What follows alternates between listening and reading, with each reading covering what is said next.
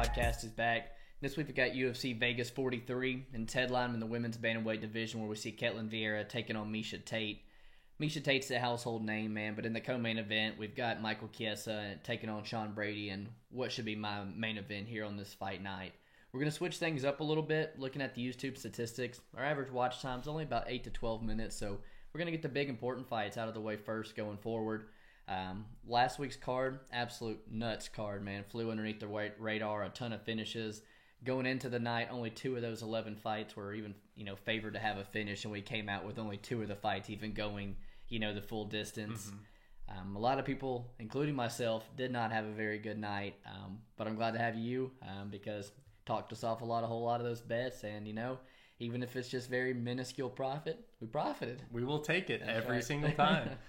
You go down the list of what we bet. The Miguel Baeza bet, we've talked about, possibly trying to hit Baeza by decision only. We knew he was a little bit chinny. Yeah. And lo and behold, he does let us down. He ends up getting touched up, kind of giving Williams the only fight that Williams could win at that point. He was severely hurt in his lead leg. His movement was a problem, and Baeza chose to stand in the pocket and trade with him. I don't understand it at all. Looking back, I think Baeza was the side. I think he was the better fighter, but that's how it goes sometimes. That's how it goes sometimes.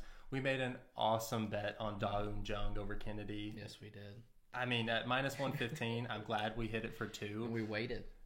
We did wait. The line continued to move towards Kennedy, and glad that we took that for 2 units. It's really what saved our night. For sure. Then we go to the Woodson fight. Woodson looked awesome. Yeah. Covered his price tag at minus 310. You're pushing inside the distance, and I laid off, man.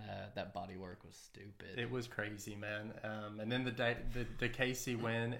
The Casey pick. It's one of those ones where maybe we should have waited until weigh-ins. I know once weigh-ins happen, Alves looks fucking huge, even at 155. So it's one of those ones we're learning. We ended up losing a unit and a half on that one, but then probably made our best bet on the night in the next one, and it was in the main event.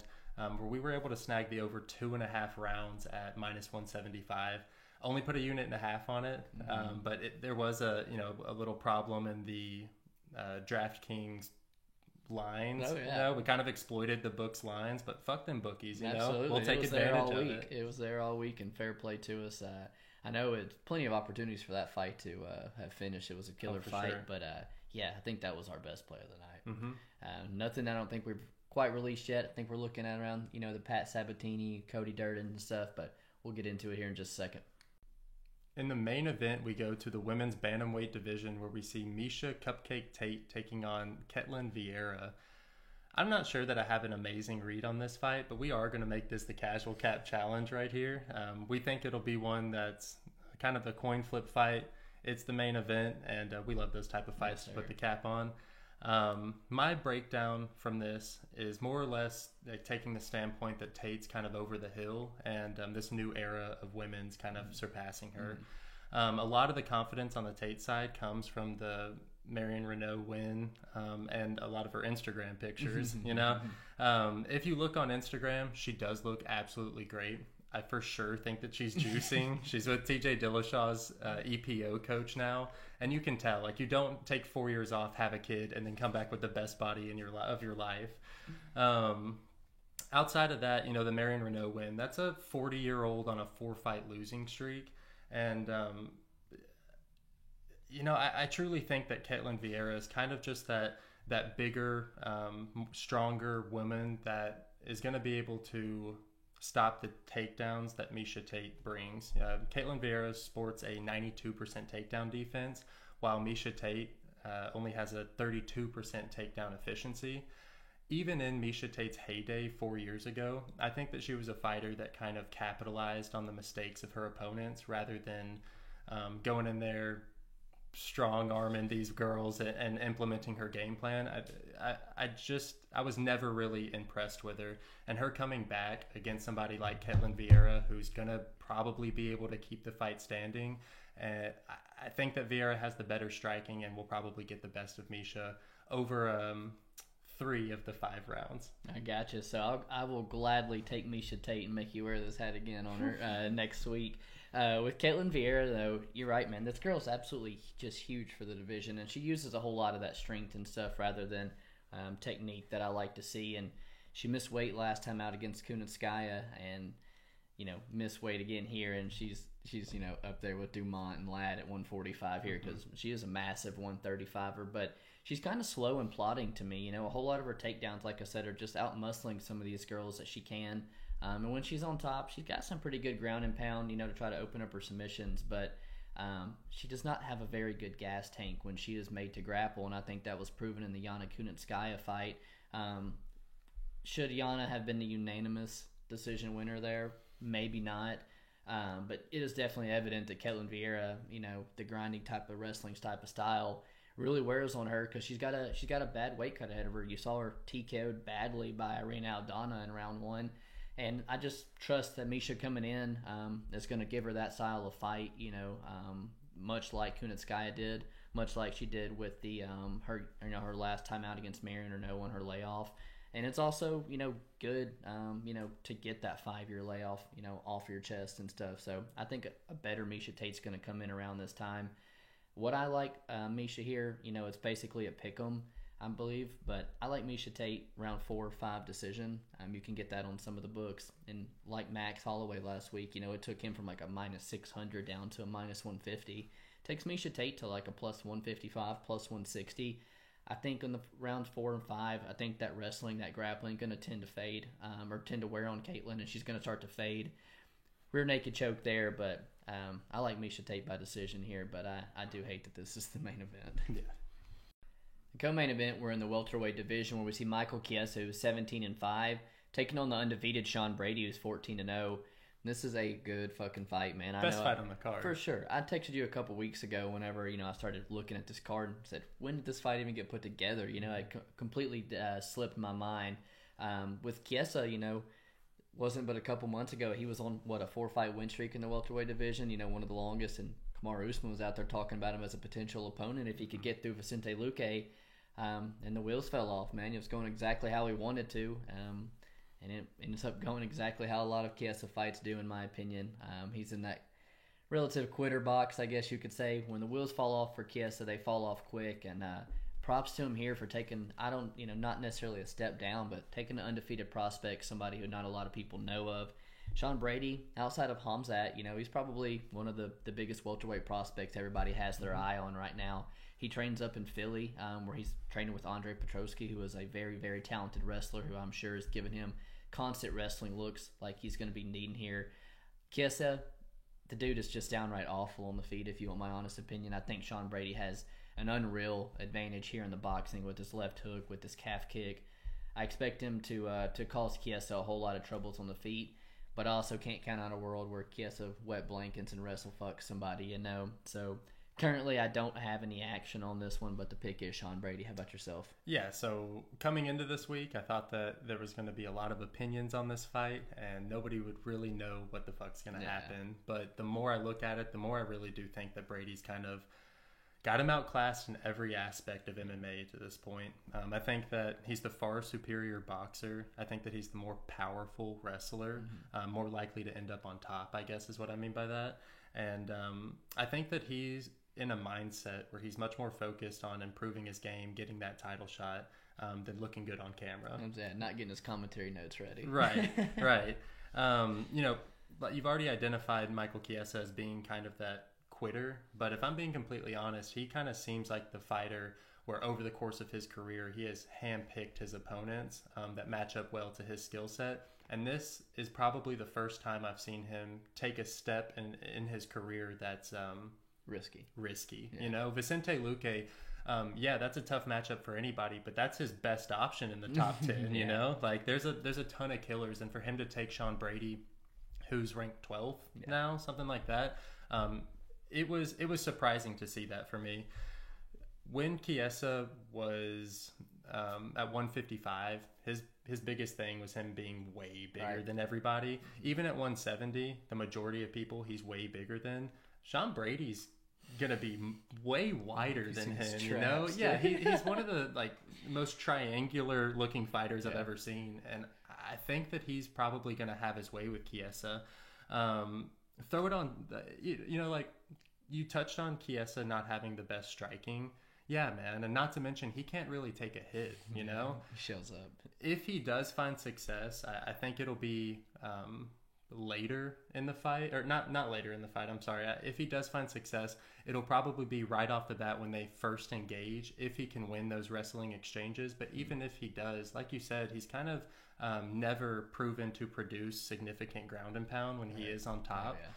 So even if he edges out rounds by winding up top, I think that Brady will eventually find his chin. Like we said, Chiesa doesn't like getting hit, and so the more I talk about it, the more I really like Brady here. I think that is really going to give him a chance to kind of step into the top 10 and prove that he's one of these upper echelon welterweights on Saturday. Yeah, I think I'm on the Brady side as well. I think that's where the money's coming in as well. So, if you're going to play Brady, time to do it right now. Mm-hmm. We move on to the bantamweight division where we see Rani Yahya taking on Kai Young Ho Kang. Close Pretty enough. Good. All right. I know that we actually disagree on this fight already. And I know a lot of people are on the fence with Yahya because of his age. He's a month removed from his 37th birthday. But I do think that he's kind of proven himself to be the more reliable fighter at this point in his career.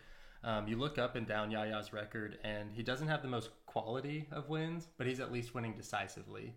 11 of his 16 wins are by finish, where Kang, on the other hand, really struggles with that, man. 1, he has some really long layoffs, and 2, 4 of his last 6 fights are split decisions, man. And when he has had success in his career, they've been by submission. So, am I convinced that Kang's going to be able to take it to the ground and find success with somebody like Yahya? I don't think so. I think Yahya's got a 24% takedown defense, and it's because he's more willing to pull guard than he is to get into a striking match.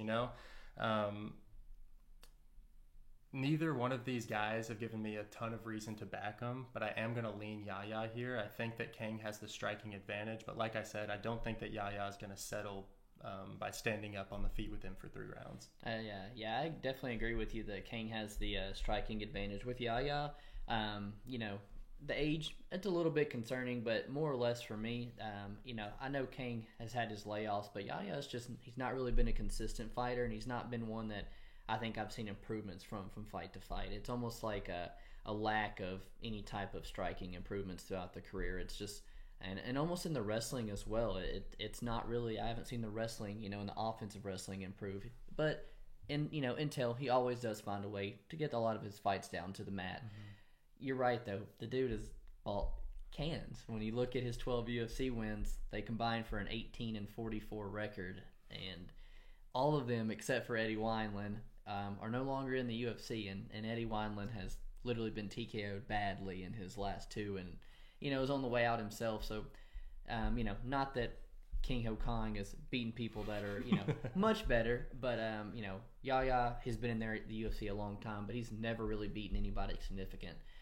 With King Ho Kong, a little bit of inconsistency, Korean military sentence. He had to go away, do 4 years for that. So, Mr. Perfect, he doesn't really look 34. He's still pretty young in the fight miles and everything.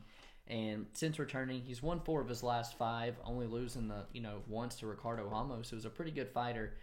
I know they're split decisions, man, but when I go back and watch the ones over Ping Guang Lu and Brendan Davis, it's almost like Ramazan Ameev. He definitely wins that fight, in my opinion. They should not have been splits. He just doesn't do anything on the mat. He's way more content with just being positionally sound, being the bigger bantamweight and laying on top of you. And I think, he's got a good enough submission defense that if this does hit the mat, I think he's going to ride Yahya out on top, stay safe from those submissions. But I do favor him, on the feet here too. No huge play, and it is one of the relatively, closer fights. I think it's straight up pick 'em right now. Mm-hmm. And I think it was a pick 'em 4 months ago when they were supposed to fight as well.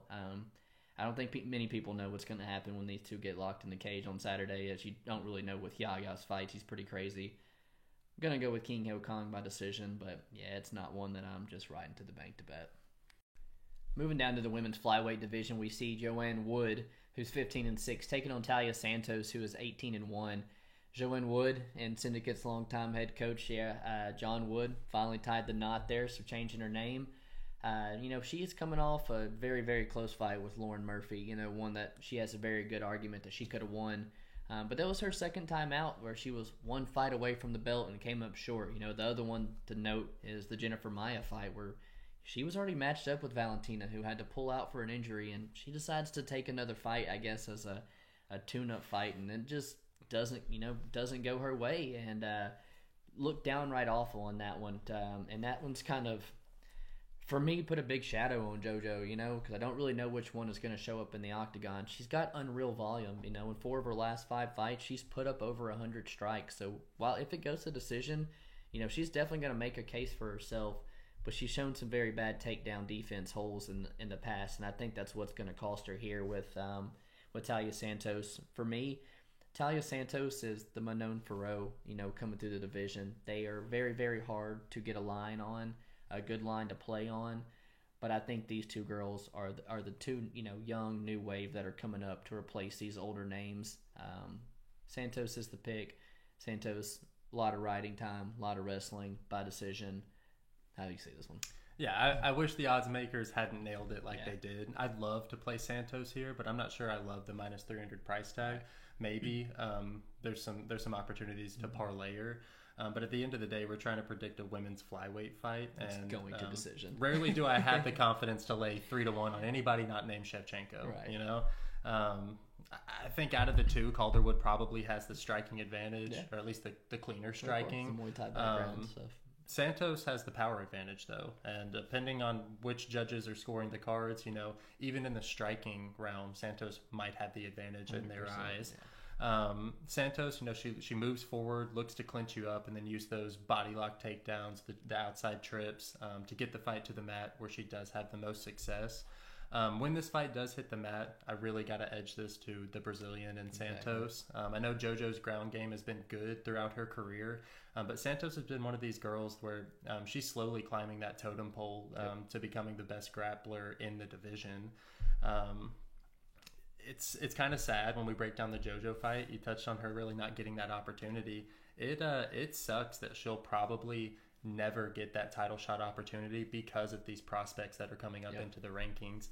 I definitely your last shot. Probably your last shot, and this is probably the least likely one she's going to win between the Maia and the Murphy fight. 100%. So I like Santos here. I don't love laying minus 300 on her, although she'll most likely cover that price tag. I'm with you, man. With JoJo, you talked about the body lock, the clinch takedowns that Santos likes. Joanne's Muay Thai background. She loves the clinch, and she's going to be more than happy to clinch up with her, where she's going to be at significant streak advantage. We're talking about a girl who used to fight at strawweight versus a girl who used to fight at bantamweight. You know. Mm-hmm. And then while you talked about Joanne might have the striking advantage, that girl does not get her head off the center line for nothing. Talia Santos is definitely going to have the openings for her shots as well.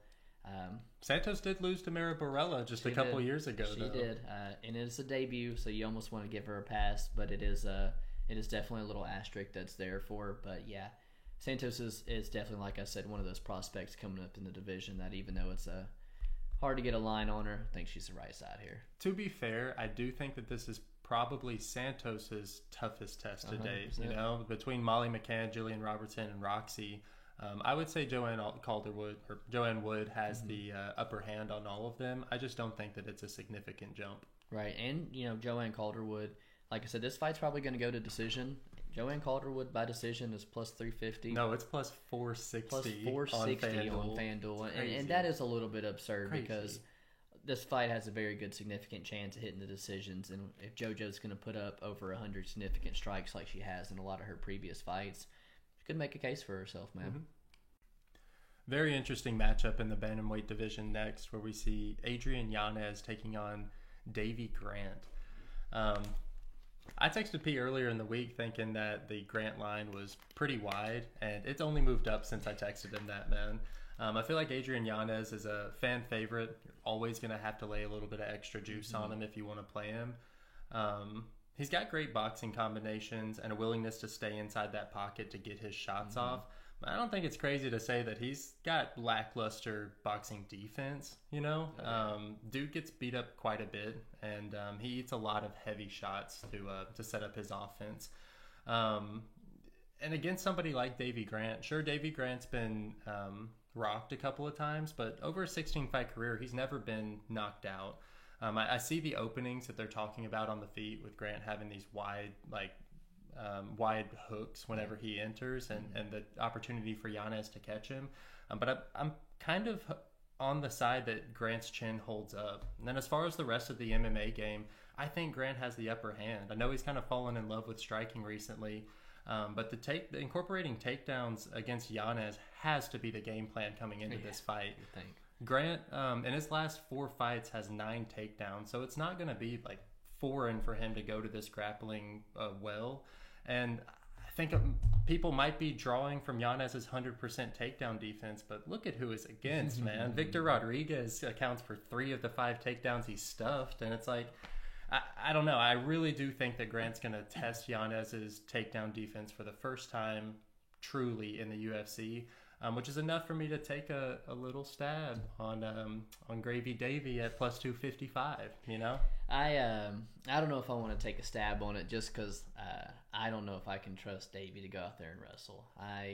Which is fair, right? That's fair. You know, but at the same time, we just saw Adrian Yanez as a minus 200 favorite to Randy Costa, and he 100% drops round 1 on every scorecard. So to be a minus 300, minus 350 in some places or whatever, I'm not going to be playing Yanez. Is kind of what I'm going to be getting at here. But, you know,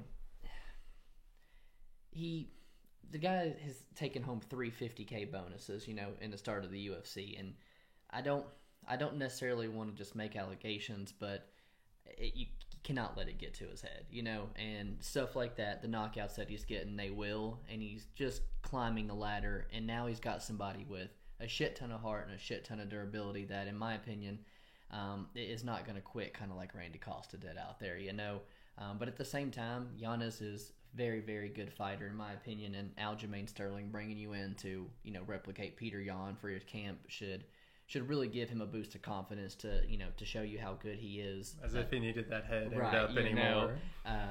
But I just think Davy Grant is going to be giving Yanez the type of fight that Yanez is going to need to win here. And Grant, he owns his own like SBG franchise there in Ireland and stuff. But his friend Grant Burleson, who got knocked out on the Contender Series a couple weeks ago, he's actually stayed and he's been working at Syndicate, so he's getting some good rounds in before here.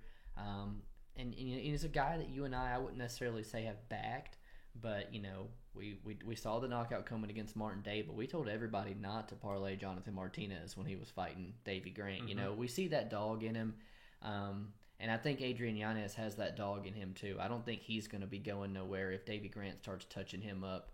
This is a sleeper for fight of the night. It'll be hard for me to see Adrian Yanez covering a minus 330 price tag here. But I am going to side with him. There's no chance he submits Davy Grant. So you can take the line down a little bit with the double chance on the TKO or decision. I'm going to side with Yanez just because I think Davy Grant gives him the striking fight he wants. But you're not going to see a play from us probably. I tend to wonder how much of this Davy Grant plus money is coming from him losing to Marlon Vera, who just proved is like upper echelon of bantamweight. So I think he's kind of getting penalized for something that I think Adrian Yanez would get beat worse than Davy Grant did. Yeah, line's off, but I don't know if Davy Grant entices me enough to back him. In the prelim main event, we're in the featherweight division where we see Tucker Lutz, who's 12-1, taking on Pat Sabatini, who's 15-3. You know, Tucker Lutz, he's won his last 2 fights on the Contender Series and the Aguilar fight, both by decisions, both by being able to use his wrestling against primary strikers, primary boxers. And now he's got a guy in front of him in Pat Sabatini who, in my opinion, has twice the level of wrestling, twice the level of jiu-jitsu. And it's going to negate a whole lot of Tucker Lutz's, you know, where a lot of the areas Tucker Lutz has success in. The guy trains at a team ground control where I don't think he's getting near the looks as Pat Sabatini is, who's up there training with Petrosky, Jeremiah Wells, with Sean Brady, who was in the co-main event, And he's a Daniel Gracie black belt. He's born and raised in Philadelphia, Northeast wrestling. I really, really like Pat Sabatini. I'm hesitant to call him chinny. Emmers has a long reach, man. Caught him mid-stance switch, but even more impressive than that is Sabatini is rocked beyond belief and gets mounted, gets his back taken, and is still able to gain his wits back, find a leg, and that just shows you the level of the ground skills that this guy has. I'm on Pat Sabatini here, but I think we really like that decision only at -125, man. The decision only, I think, is a fucking steal. You get a better line on Pat Sabatini than you can now at -125, and you don't have to worry about the chin or cardio issues of Pat Sabatini, Right. both of which, I have seen evidence that they could be questionable. In the Tristan Connolly fight, I could see this fight going very, very similar, where we see Pat Sabatini dominate for 2 rounds, Right. and then Tucker Lutz being as durable as he is and having the gas tank that he Strong does, as he is. strong as he is, an X155er, could continue to get the fight to the feet, and by the 3rd round, really start touching him up, where Pat, his hands start getting lower, his chin gets up higher in the air, and he definitely could get chin checked there. Lutz's left hook is the biggest problem. That's his money shot. Yes, and in those exchanges where they do clinch up and then break apart, right as soon as he leaves that clinch, that's where I think Sabatini could get caught. But where's the confidence from Lutz coming from? You talked about his Contender Series fights. In that first one, he's a -500 favorite. Yep. Gets a decision win, not that great. Then he's an underdog to Sherrard Blackledge Right. and gets the upset to come into the UFC. Takes on Kevin Aguilar. As we know, Kevin Aguilar, 1-4 in the UFC.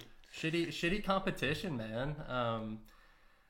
Personally, I think that Sabatini's wins over Connolly and Emmers are both better wins than Tucker Lutz would be, or harder challenges than Tucker Lutz is going to be here. It's kind of saying something when I feel like Lutz's only opportunity to shine is when Pat Sabatini slows down, right?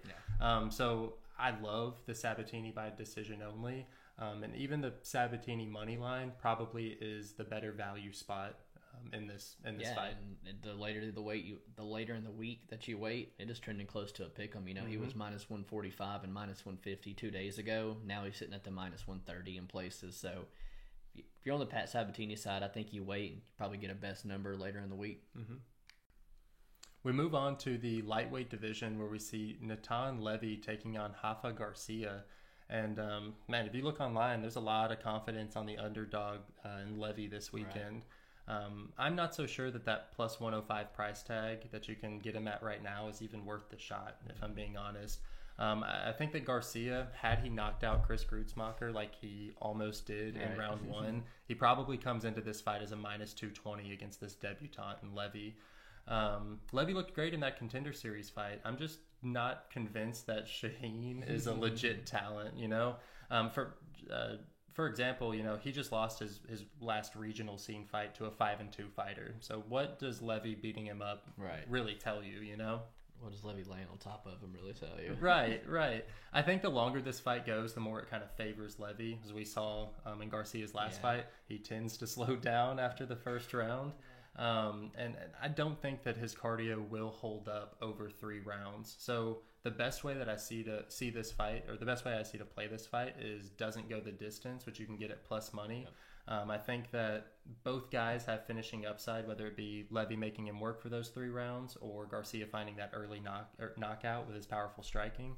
155ers plus money, both of them are finishers. I really like that line. I like doesn't go the distance, especially at plus money too. And Levy is a guy that I've really been excited. I talked to you a couple times about really wanting to see this guy make his debut, and really you got to put your bias aside, man. And my gut tells me Rafa Garcia wins this one here. He's known for doing a whole lot of work in Colorado with Usman and Gaethje, who were both just in full camp, so he's had some really good training lately. He's also moved out to California working with Cub and Juan Archuleta as well. And you're right. I think if he didn't just go out there and let everybody down last time, he'd be a much bigger favorite here. And Grudsmacher did the perfect thing of putting him on his back foot and exhausting him. And it was something that we really hadn't seen before because he had been 5 rounds in Combate, and then he just shows up on short notice against Nasrat and goes the full 3 rounds. So it's like I was pretty shocked to see him go out there and gas, and maybe it's just a big favorite, watching Grudsmacher go out there and get demolished by Alex Hernandez. Maybe he just wasn't taking it too serious, but bad showing from Rafa Garcia, and I know he's itching, to make up for that one with Levy. He trains out of Syndicate MMA, and there's a lot of really, really good talk about this guy coming out of that gym. He's a black belt in karate, but he's finished majority of his wins by submission, showing he's, pretty well rounded all around. I'm really curious to see when this fight hits the mat, though, how good Levy is with a guy who has a ton of submission wins like Rafa Garcia does. Has Levy really just been fighting, very bad competition, whereas the last 3 guys Garcia beat before coming to the UFC are all, have been on the UFC roster in the past. What Natan Levy should do, fire off a ton of kicks from range. He's going to be the little bit bigger guy. If he does that, he's going to keep Rafa's hands glued. He's not going to be able to let him get his boxing off, because Levy is very, very hittable. In his Contender Series fight, he gets touched up quite a few times, and I think Garcia is going to have those openings here, and as much as I wanted to back Levy in his debut, my gut tells me Rafa's the side. Here's another huge factor for me. I will wait until face-offs before I pick either side. That was kind of what screwed us in the Chris Grudsmacher fight. When Garcia and him faced off, it was obvious that Chris Grudsmacher was the bigger of the two. So, depending on how Levy sizes up with Garcia, we'll tell you whether or not I do end up taking a little stab on Garcia at, pick-em odds. Not only that, I think Garcia's going to have those openings to land his hands.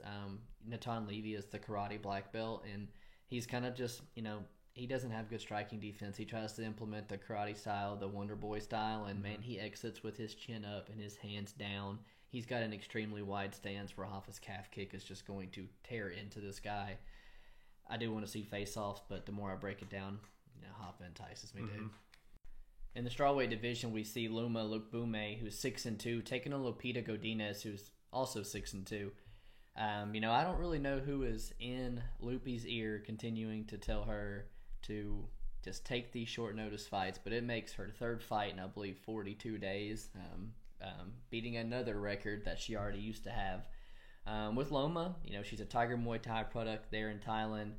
Looking on her Instagram, it says 9-time Muay Thai champion, and damn, can you really see it when this girl strikes? She throws heat into everything she does. Anytime she gets hit, she makes sure to throw 2 more shots back at you.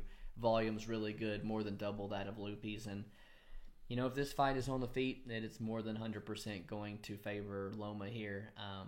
But the Lupita that I've seen in the UFC has not really wanted to strike, man. She was really, really happy to get into those grappling exchanges with Panay, and I don't know how much you take it, from her beating a girl on short notice, but she goes out there and ragdolls that girl. And we took a chance on her when she took a short notice at 125 up a weight class, because we knew she was going to try and wrestle the much bigger girl. And was it Luana Carolina, I believe?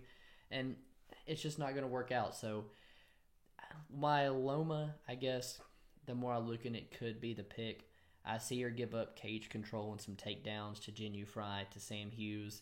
And to know that the Lupi of late wants to grapple, wants to wrestle, it's enough to keep me off Loma Lookboonmee by decision, I guess. Okay, I like that. I'm with you on this. Is a tough fight to call. And the Lupi on short notice, man, that sucks. Yeah. That sucks in my opinion. I kind of say this all the time, but size is probably the biggest factor I consider when breaking down women's MMA that's outside of the top 5 of their respective divisions. It's what I used to fade Lupi in her last fight against Luana Carolina. It's what I used to fade Calvillo last week against KGB Lee.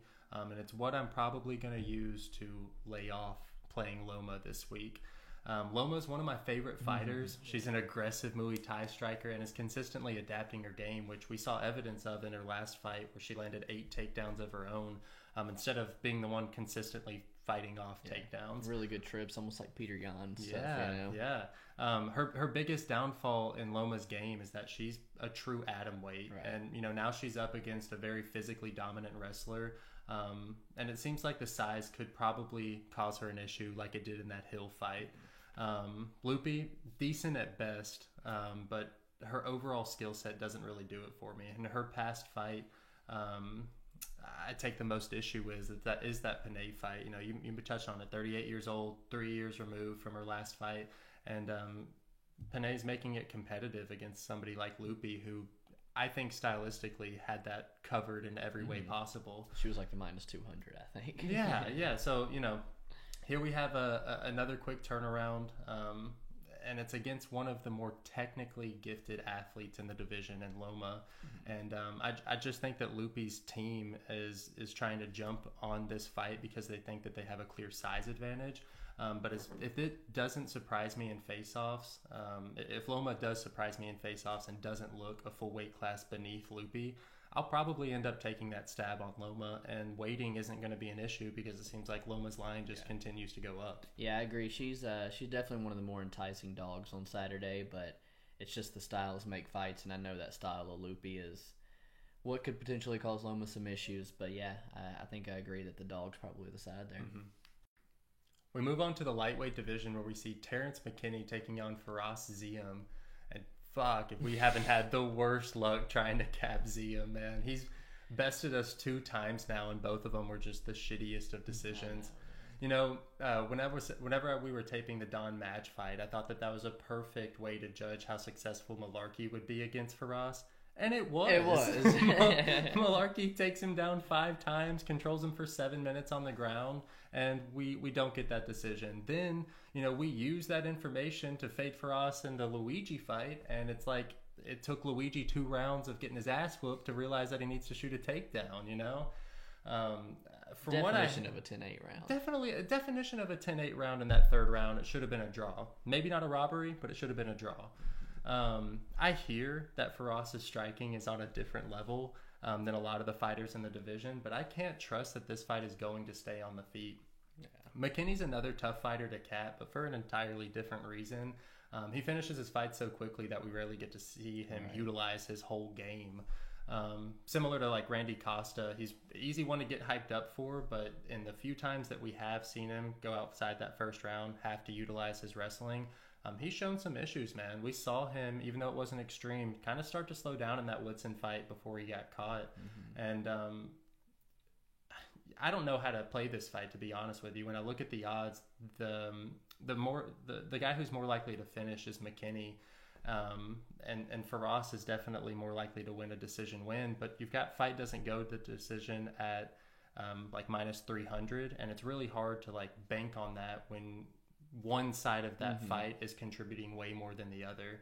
I think I'm gonna lay off this fight, but Firas parlayed with like an over 1.5 or something, maybe Firas decision only. I'd be curious to see what that looks like, because his odds increase the longer this fight goes. Yeah, so I will probably lay off on it, but I'm a big fan of Terrence McKinney, man. I told you I vividly remember where I was in college, just hearing about this guy's story and stuff right before the Woodson fight, and just seeing this guy's, like you would say, God-given athleticism, frame, knowing that wrestling background that he had. He was the 6th ranked recruit coming out of high school, you know, was going full ride, was coached in high school by Michael Chiesa. He actually put that out in a picture earlier this week. There's just such a foundation there for the guy to thrive, and he looked phenomenal against Shad Woodson for fucking 8 or 9 minutes, you know, and then he gets up, he looks a little bit tired, and he ducks that head and gets flying kneed, and ducking that head is something that I don't like when you're facing a really good striker like Firas Ziem, who is also very tall himself at 6'1", and is gonna like Woodson, gonna have those knees up the middle to offer the same kind of defense on the takedown defense. Then you also, you know, you got to mention that, you know, he kind of gassed a little bit in that fight, and since then all the fights have been in the 1st round. So we've not got to see if that hole has been patched up yet for him. And as much as I really want to back Terrence McKinney, because I think he's got all the qualities there, he's not shown me enough. Whereas I've seen Ziem go out there and get UFC wins, and I've seen him go out there and be competitive with, you know, guys who are getting UFC wins. Yeah, you know, I remember how much after the Malarkey fight did you text me and say, I've got so much more respect for Malarkey as a fighter and stuff now. That Ziem win win looks way more impressive now after seeing how good Malarkey does, and man, I don't know. Again, I want Terrence McKinney to win here. I hope he gets him round. I hope he jumps the back. I hope he gets the submission. And I hope Joe Rogan gets him on the podcast instead of shooing him to the side real quick. But no action here from me. It's one of the closer fights to call, but it is one of the fights that I am most excited about. You got a striker versus grappler. I'll go with the grappler and Terrence McKinney. Moving down the card, we're in the flyweight division where we see Cody Durden, who's 11-3-1, taking on Arichi Lang, who is 18-8. With Cody Durden, you've got him coming off about a year layoff here where he tore his ACL during the Jimmy Flick fight that he lost, and he did get caught in a flying triangle there, but, man, up until that point, he was pretty much winning every single minute of that, man. His hands looked very sharp. He had a good jab, hit him with a nice uppercut, and, dude, when he took Jimmy Flick down, he got to the back immediately, flattened him out, definitely had his moments there, man, and he's always got that wrestling to go to in the back pocket, which I think is going to be huge here, where Arichi Lang has some good offensive wrestling. The guy does not have very good defensive wrestling, in my opinion. Where Lang, he did take home fight of the night his first time out on UFC 261, which is the first fight or the first card back in front of fans, and just finish after finish. So to take home $50K in that kind of night, props to you, man. But it's only a one fight sample size, but he got hit 12 times per minute. He averaged significant strikes absorbed of 12 per minute. So the guy's striking defense is absolutely abysmal. And I think Cody Durden's got a bit more power in the hands than Jeff Molina. He's also got the wrestling to fall back on.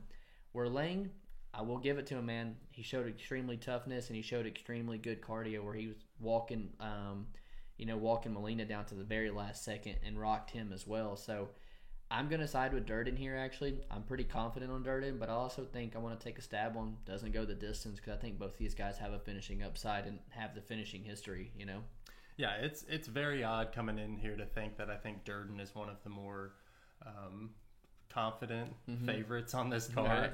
Right. But I do think that that's the case. When you look at Arichi Lang's history, he's been subbed 3 times in his career and against far inferior grapplers than Cody Durden.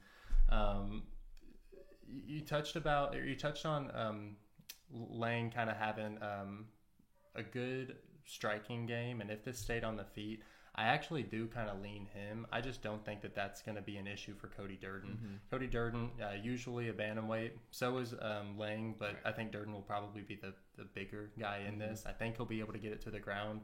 And the grappling, I just think that it's head and shoulders above where the striking is kind of, we're splitting hairs on who's better.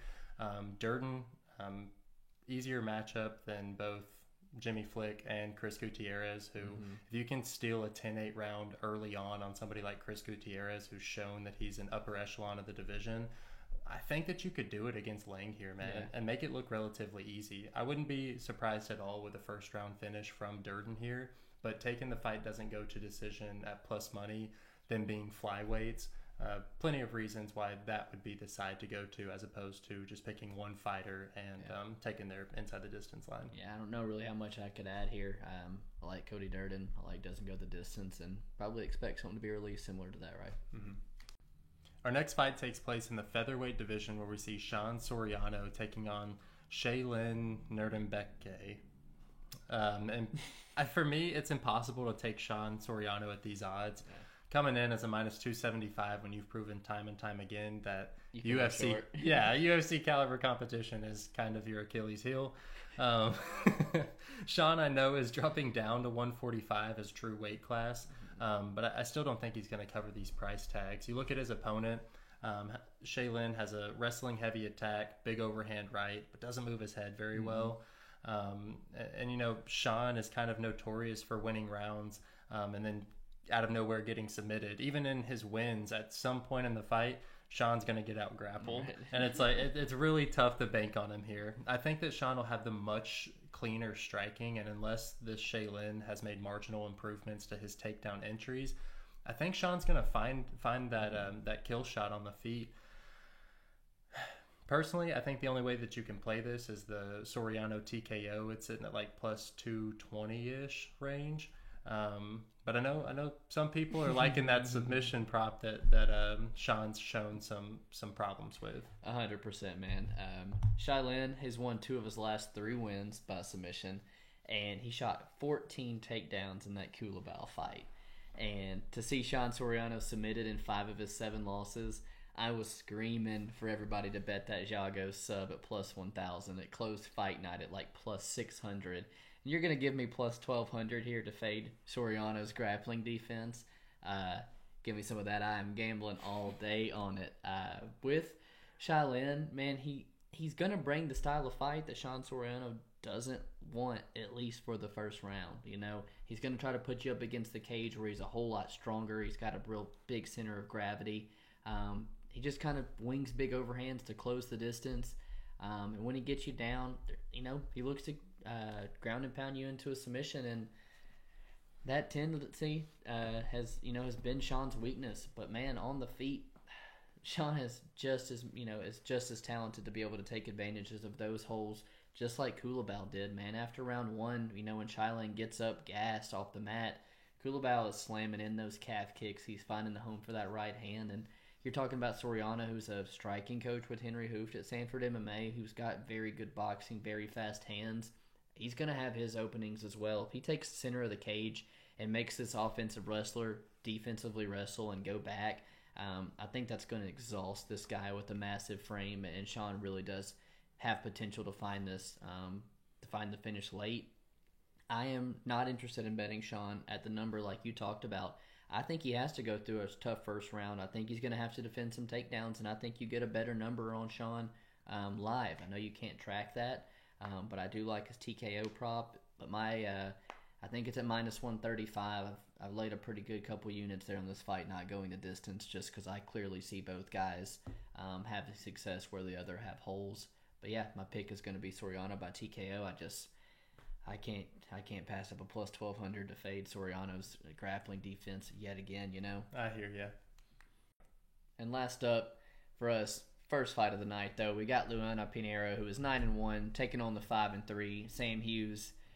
This line probably has a lot to do with the looks, in my opinion, you know, because I don't know if Luana Pinheiro is necessarily a minus 400 favorite here to Sam Page, and minus 435 and minus 450 in some spots. It's just a typical wide women's MMA line that I'm going to be staying away from. Luana, you know, she dates flyweight Matthias Nicolau. They train out of Nova Unal. And she's supposed to be taking on Jessica Benet here. But Sam Hughes is stepping up here on short notice. And probably a much easier test, in my opinion.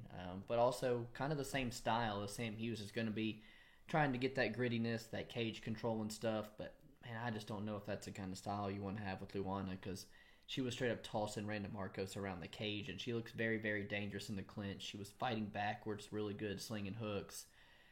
And man, with Sam, it's like, yeah, she's real tough, but at the same time, she kind of wanted out of that Torres fight at the same time, in my opinion. I don't know, man. I think if Sam Hughes has any success, is because we see Luana come out there and whoop her ass so much in round 1 that she gasses out after a 10-8 or something. Sam Hughes, and it's like a fight parlay. Sam Hughes and over 2.5 is like plus 500. That's a little tempting to me. But what I'm liking, the draw here is plus 5,000, and Luana has potential to 10-8 her here. And also, you know, 2 more rounds for Sam Page. But, man, Luana was getting screamed at because she was just poking Lina Marcos in the eyes. And I'm telling you, there's a point deduction coming here. And I'm about to cash a plus 5,000 to open up the night on Saturday. Luana Pinheiro is going to be the pick, though. How about yourself? Yeah, man. So it's tough to fade somebody who has a first round like that against Randa Marcos, man. Like, truly, I don't think I've ever seen a woman throw around another UFC Dumped fighter her on like her that. head, dude. Over and over and over again, man. But that big question is, why did she fake that up kick, man? I mean, I know, like, maybe she didn't show evidence of her slowing down, but, I mean, that would have been the first time that she gotten out of the first round in over 4 years. Like, did she sense things were going south? And, you know, the last time that she did get out of that first round, she lost by split decision. I think that there's a ton of unknowns from Luana. Yeah, she could beat anybody in the first round, but eventually she's going to run into somebody who's gritty, who has that amazing cardio and is willing to give her that true fight. And in steps Sam Page, man. She's gonna give her that fight. I mean, Sam Page's career has been pretty shaky up to this point. She's 1-3 in her last 4 fights, 0-2 in the UFC. But look at the 2 girls that she's losing to. Like Loma Lookboonmee, pretty high on my list, to be honest with you. And then Tisha Torres is a top 5. Like she just got fed to the wolves in that fight. Is it the inverted triangle to Vanessa? Hey, now the Vanessa Demopoulos loss, that's a comeback story of this century, man. You know, to me, Sam Page has been finished twice in her career, but it's not losses that were her accumulating enough damage to like quitting necessarily. One's by doctor stoppage and the other by submission.